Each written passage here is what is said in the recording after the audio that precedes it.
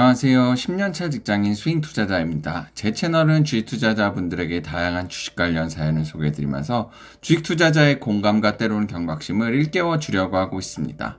오늘은 주식을 10년 가까이 투자해본 직장인분의 자신의 주식의 원칙에 대한 사연입니다. 공감이 될 수도 아닐 수도 있지만 남의 좋은 점을 자기 걸로 흡수하는 마음으로 혹은 남과 나의 원칙을 비교해보면서 자신의 원칙도 되돌아보는 뜻으로 준비해 보았습니다. 그럼 일단 시작해보고 이후 저의 의견을 덧붙여 보겠습니다.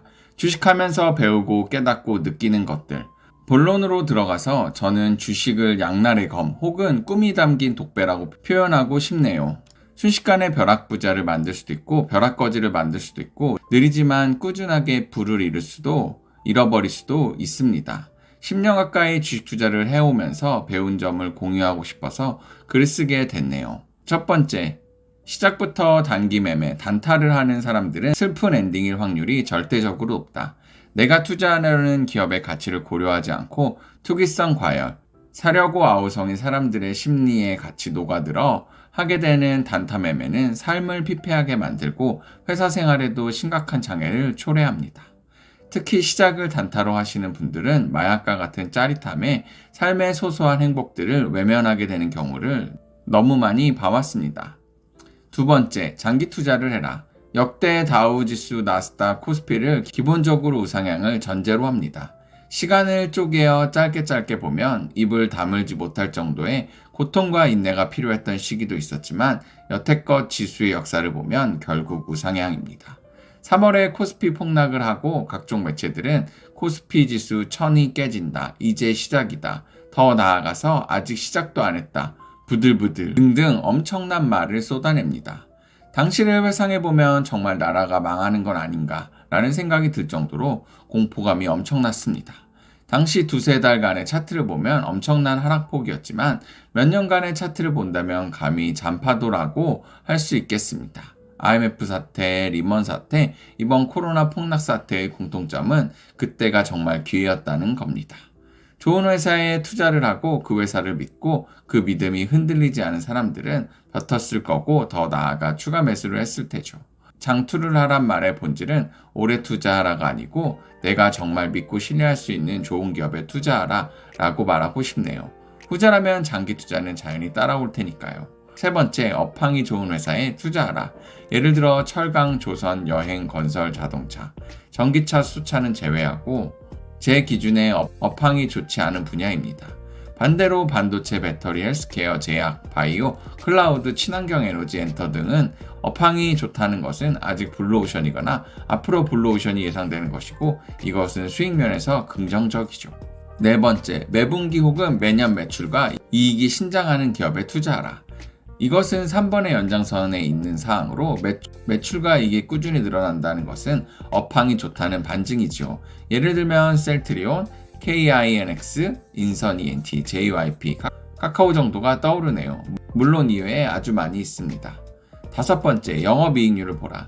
영업이익률을 봐야 하는 이유는 재무적인 가치 판단도 있겠지만 이익률이 높다는 것은 그만큼 경쟁이 심하지 않다는 반증이고 경쟁이 심하지 않다는 것은 해당 분야의 독보적인 무언가, 기술력, 유통력 혹은 특허권 등이 있다는 뜻이지요.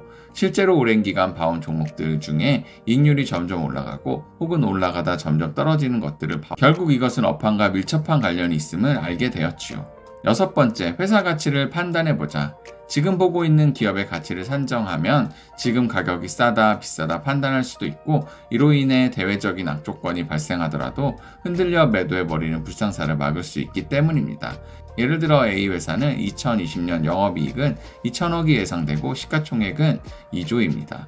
B 회사는 2020년도 영업이익이 2천억이 예상되지만 시가총액은 3조입니다. 당연히 위에 두 줄만 보면 A라는 회사가 더 저평가되어 있고 추후 상승 여력이 있어 더 가치 있어 보입니다.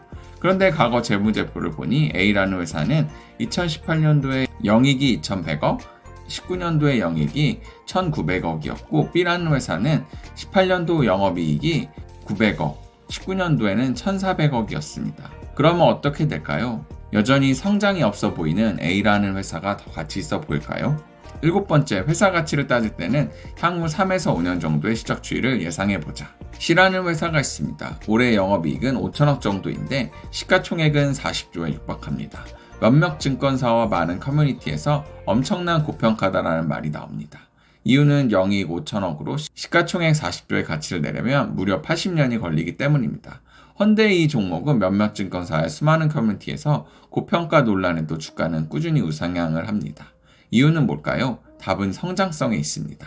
많은 분들이 이 부분을 간과하고 있습니다. 올해는 비록 영업이익이 5천억이지만 과거 실적 추이로 봤을 때, 그리고 해당 기업을 영위하고 있는 사업의 여파로 봤을 때, 그리고 내년 혹은 내후년에 출시할 제품들의 시장 규모로 봤을 때 매년 최소 50% 상장이 예상된다면 20년 영업이익이 5천억, 21년도 7,500억, 22년도 1조 2천억 원, 23년도 2조를 예상할 수 있다면 과연 고평가일까요? 예를 들어 C라는 종목은 현재 성장성을 이유로 시장에서 퍼 80의 가치를 인정받고 있습니다. C라는 종목이 23년에 영이익 2조를 내고도 성장성이 꺾이지 않고 있다면 20년 현재에도 성장성을 이유로 퍼 80인데 최소 23년에는 퍼 80의 가치를 인정받는다면 단순 계산으로 23년도 시가총액은 160조가 되겠네요. 가치를 계산해서 매수하신 분들은 당연히 수익률이 엄청나겠죠. 어떠셨나요? 전 많은 부분 공감하였지만 두 번째, 장기 투자를 해라의 의견은 살짝 공감이 되지 않았습니다. 코스피 같은 우량지수에 장기 투자하는 것은 우상향의 확률이 높지만 개별 종목들은 항상 우상향은 아니었습니다. 예를 들어 우량하다고 칭송받았던 한국전력, 포스코, 현대차도 과거의 고점 이후 수많은 기간을 횡보 또는 아직 고점을 회복하고 있지 못합니다. 시간은 주식 투자의 기회비용에서 큰 부분을 차지합니다. 그렇기 때문에 전 무조건적인 장기 투자는 지향해야 된다고 생각합니다.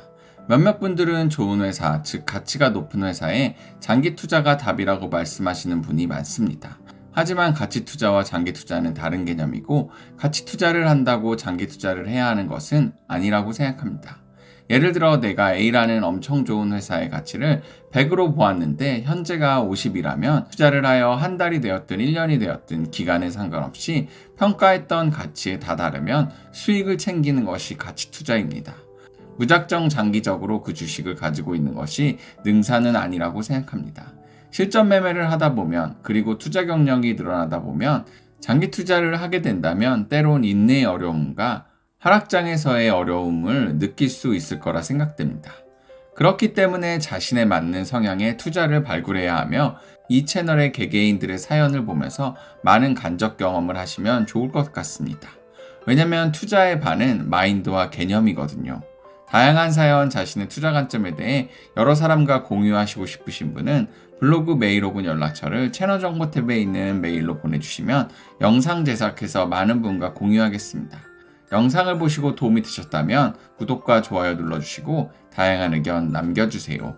그럼 감사합니다.